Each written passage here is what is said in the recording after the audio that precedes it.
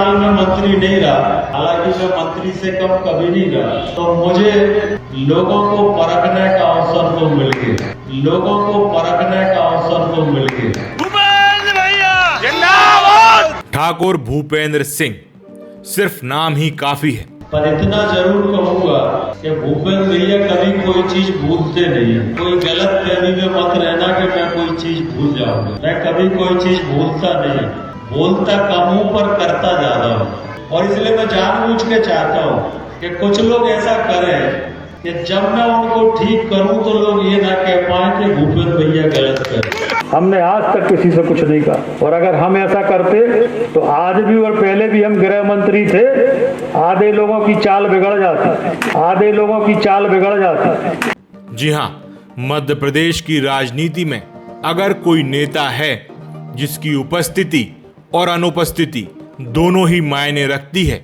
तो वो यही है। यहाँ तक कि उनके अंश मात्र होने की भनक उनके विरोधियों को लग जाए तो उनके मुंह का स्वाद बिगाड़ने के लिए ये काफी होता है। वहीं उनके नजदीकियों को अगर ये मालूम हो जाए कि भूपेंद्र सिंह उनके साथ खड़े हैं तो ये एहसास मात्र ही उनके दुश्मनों के छक्के छुड़ाने के लिए काफी होता है। समर्थकों के लिए भूपेंद्र भैया और विरोधियों के लिए एक ऐसा तानाशाह जिसकी मर्जी के बिना एक पत्ता भी नहीं गिर सकता। आज भूपेंद्र सिंह सत्ता में होकर भी ओझल दिखाई पड़ते हैं, लेकिन इसके बाद भी ये सभी जानते हैं कि आप उन्हें जानबूझकर नजरअंदाज तो कर सकते हैं, लेकिन उन्हें कमतर नहीं आंक सकते। मतलब साफ है कि आज की राजनीति में भले भूपेंद्र सिंह उतना मजबूत ना दिखाई देते हों, लेकिन उनकी आवाज और अंदाज दोनों को नहीं दबाया जा सकता। कि सबसे ज्यादा अगर भारतीय जनता पार्टी के कार्यकर्ताओं पे अत्याचार किए तो इन दो लोग, और वो दो लोग कौन है सब जानते हैं। तो इन दो लोगों को लेके मेरी आपत्ति थी। बीडी शर्मा जी को तो पार्टी में काम करते हुए अभी 5-7 ही साल हुए होंगे। मैं विधायक हूँ वहाँ, तो मेरे को पता नहीं होगा कि रोष है कि नहीं। तो मैंने यही कहा कि कम से कम कार्रवाई हो ना हो, पर कि विधायक अपमानित ना हो।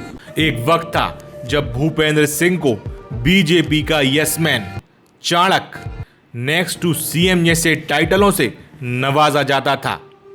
एक वक्त था जब आज के वर्तमान के मध्य प्रदेश के सीएम मोहन यादव भी उनके कद के आगे कुछ खास नहीं दिखाई पड़ते थे। एक वक्त था जब उनके विरोधियों की आवाज सालों तक हलक से बाहर नहीं निकली थी, और एक वक्त था जब उनकी मर्जी सबकी मर्जी बन जाया करती थी। लेकिन आज वक्त का पहिया उल्टी चाल चल रहा है। सत्ता में वापसी के लिए साल 2020 में उनकी मुख्य भूमिका में कांग्रेस का तख्ता पलट हुआ, और आज वही तख्ता पलट उनकी राजनीति को पलट रहा है। मसलन वर्तमान में मोहन सरकार में मंत्री गोविंद सिंह राजपूत से उनके मतभेद, मनभेद 3 दशकों से चले आ रहे हैं, लेकिन तख्ता पलट के बाद उन्हीं गोविंद सिंह राजपूत के लिए उन्हें वोट मांगने पड़े, उनके साथ भी खड़ा होना पड़ा। लेकिन तब बीजेपी में नए नए आए गोविंद सिंह राजपूत को उनकी जरूरत थी। बाद में जब वो बीजेपी में सेट हो गए तो फिर उन्होंने पूरी पिक्चर ही पलट दी। साल 2023 के विधानसभा चुनाव के बाद बीजेपी में जो भी हुआ उसका सीधा असर 2 व्यक्तियों पर पड़ा। पहले शिवराज सिंह चौहान और दूसरे भूपेंद्र सिंह।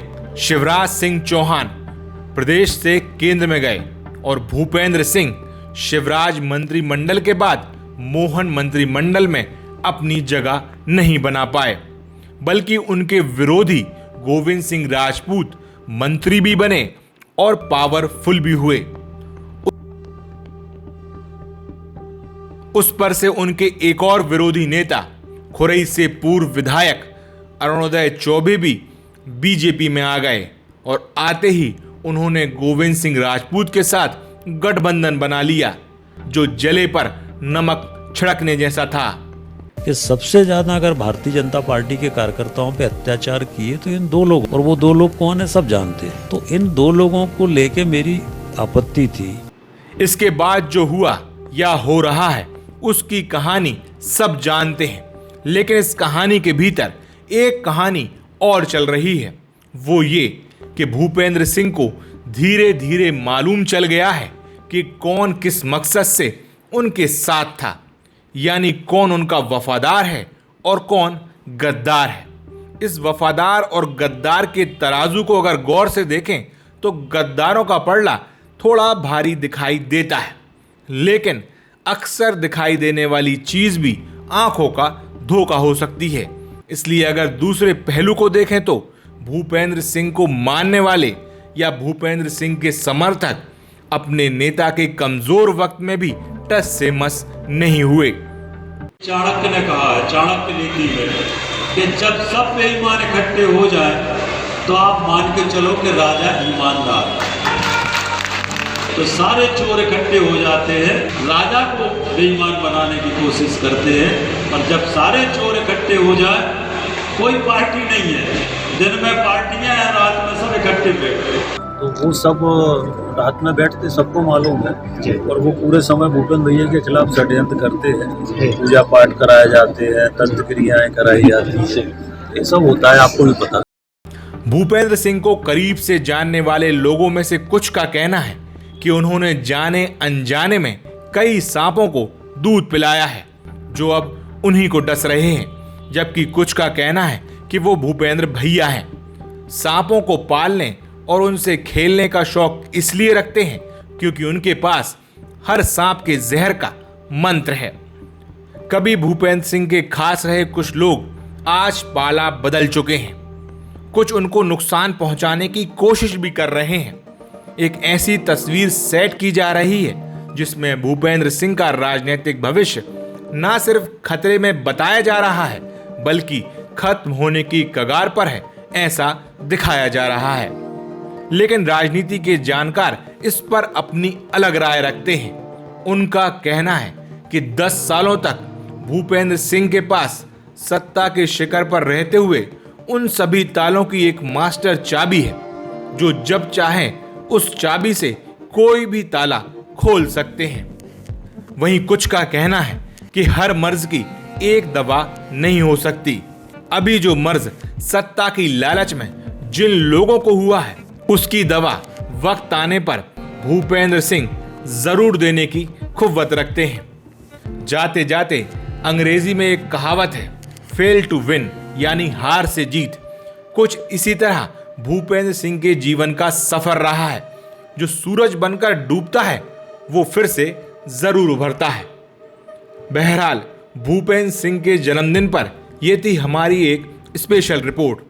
इसी तरह की दिलचस्प खबरें और जानकारी के लिए सागर टीवी नेटवर्क के सभी प्लेटफॉर्म को सब्सक्राइब करें, फॉलो करें और लाइक करना नहीं भूलें। नमस्कार।